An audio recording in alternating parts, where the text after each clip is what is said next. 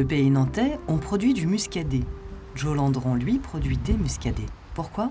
Parce qu'un vin, c'est avant tout une histoire de terroir. Sur l'exploitation familiale, on travaille sur 3 types de sols. Et là où on est ici, sur ce plateau-là, on est sur des roches vertes, en fait, des remontées de roches vertes qu'on appelle les amphibolites, qui produisent un jus qui a un équilibre un peu particulier, avec toujours ce côté très, très citronné, hein, bien sûr, qu'on aime bien dans le muscadet, qui est rafraîchissant. 2, on a les terroirs de grès et sable avec les sédiments éoliens sur socle argileux.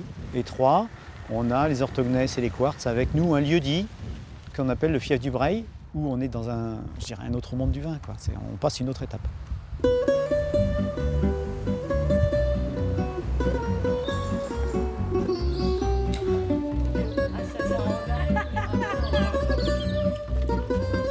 On l'aura compris, le muscadet n'est pas qu'un petit blanc sec avec lequel on déguste des huîtres. Tout dépend de la terre, mais aussi de la façon dont on la travaille.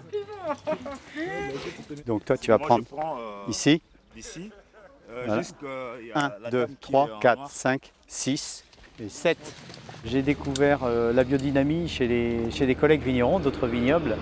Il y a toujours eu cette volonté d'aller vers une culture le plus naturelle possible, donc de culture biologique.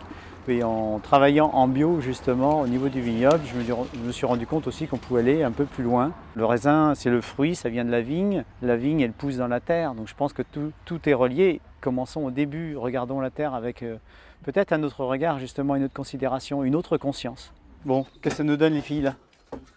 Oh, tu jettes tout, là. Oh, pas de détails.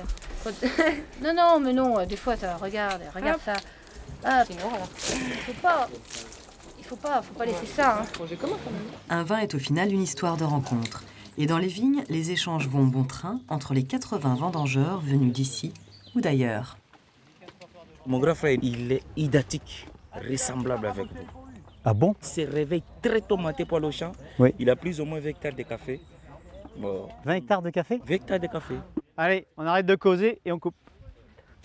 Pour Joe Landron, la biodynamie est aujourd'hui bien plus qu'une pratique de vigneron. Ça n'est pas une finalité, c'est un cheminement et je pense que dans un cheminement, il n'y a jamais de bout, il n'y a jamais d'issue.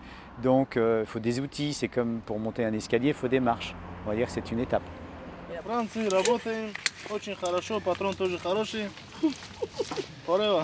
Haroun, c'est bon?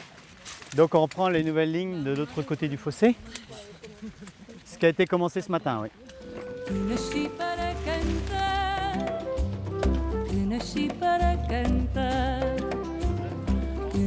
para cantar, nasci para